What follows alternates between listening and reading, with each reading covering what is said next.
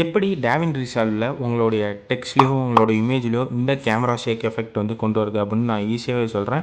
First உங்கள் DaVinci ரிசால்வை வந்து open பண்ணிக்கோங்க. ஓப்பன் பண்ணதுக்கப்புறம் உங்களுடைய டைம் லைனில் இமேஜை வந்து இம்போர்ட் பண்ணிக்கோங்க. Image R text.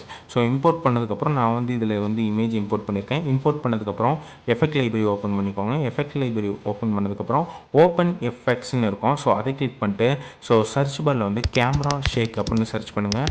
ஸோ ஒரு ப்ளக்கின் வரும். அதை வந்து ட்ராக் அண்ட் ட்ராப் பண்ணிடுங்க. ஸோ இதை பண்ணிங்க அப்படின்னாவே ஆல்மோஸ்ட் ஒரு 80% ஆஃப் ஒர்க் கம்ப்ளீட் ஆயிடுச்சு.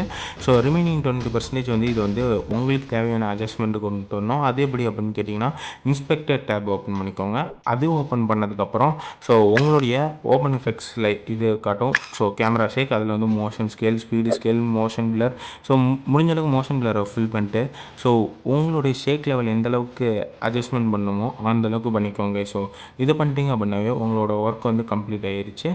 இந்த மாதிரி நிறைய பிளக்கின் டேவினில் இருக்குது. இதை பற்றி உங்களுக்கு தெரிஞ்சுக்கணும் அப்படின்னா கமெண்ட் செக்ஷனில் டேவின்னு கமெண்ட் பண்ணுங்கள். நான் உங்களுக்கு அப்கமிங்கில் வீடியோ போடுறேன். ஸோ மறக்காமல் நம்ம பேஜையும் ஃபாலோ பண்ணிக்கோங்க கைஸ்.